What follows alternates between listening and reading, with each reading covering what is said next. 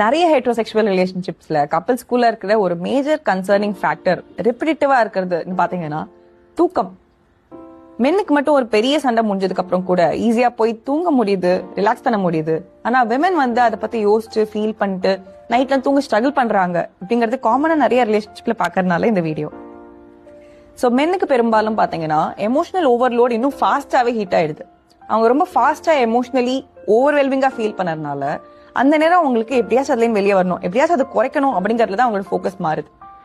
இதே விமனுக்கு பாத்தீங்கன்னா ஒரு விஷயம் அன்ரிசால்வ்டா இருக்கு இல்ல ஓப்பன் ஹேண்டா இருக்குன்றப்ப அவங்களுக்கு நர்வஸ் சிஸ்டம் ரொம்ப ஆக்டிவா இருக்கும். ஸோ அந்த நேரம் நிறைய தாட்ஸ் ஓட ஆரம்பிக்கும். நிறைய தாட்ஸ் ஓடும்போது இன்னும் எமோஷனலா இன்டென்ஸா ஃபீல் பண்ணுவாங்க. ஸோ அந்த நேரம் அவங்களுக்கு இன்னும் தூங்குறதுங்கிறது கஷ்டமாயிடுது. ஏன்னா அந்த நேரம் ரிலாக்ஸ் பண்றது கஷ்டமா இருக்கும். ஸோ இது கரெக்ட், இது தப்புங்கிறத தாண்டி இது biology.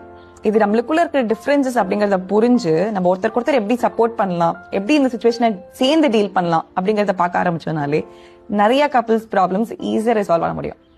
This is Saksha Sridhar, psychologist and counselor at Self Care Counseling Services. Let us support each other in this journey of healing.